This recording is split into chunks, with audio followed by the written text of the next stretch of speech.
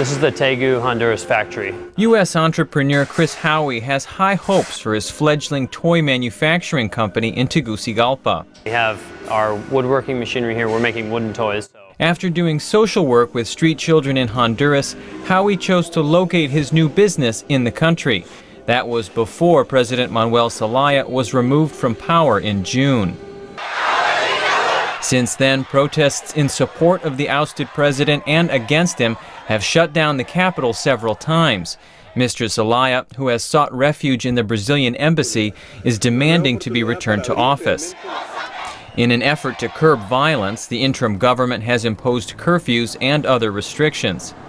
Many Hondurans have tried to return to their normal routines. These are just prototypes. Howie says he has seen nothing so far to deter his toy manufacturing business, but recent curfews have created some problems. When you have a curfew that extends into the workday, or even into the early evening, say it's 5 p.m. or 6 p.m., it affects businesses because they have to shut down and send their workers home.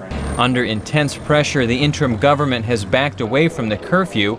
Howie says many businesses view the interim government as more friendly than Zelaya's administration. It's hard to know whether or not what's going on right now has delayed things or sped them up, because there were massive administrative and bureaucratic delays under the Zelaya administration. Mr. Zelaya's critics accuse him of eroding protections to business and pushing the country towards socialism. His supporters blame the interim government for launching a coup that is scaring away foreign investment. Economists say it is too early to estimate losses. Political scientist Eduardo Gamarra of Florida International University says there is no doubt the economy is suffering. In countries like Honduras especially, those kinds of hits are very difficult to make up. 1,500, 5,500. In Miami, Honduran businessman Gerardo Padilla puts his losses at nearly $500,000 in canceled contracts so far. Micheletti, he don't gonna pay me. Mr. Zelaya don't gonna give me my money back.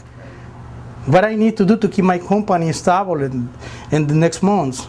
Padilla blames both sides for the crisis affecting his company, which makes and exports garbage trucks to Honduras.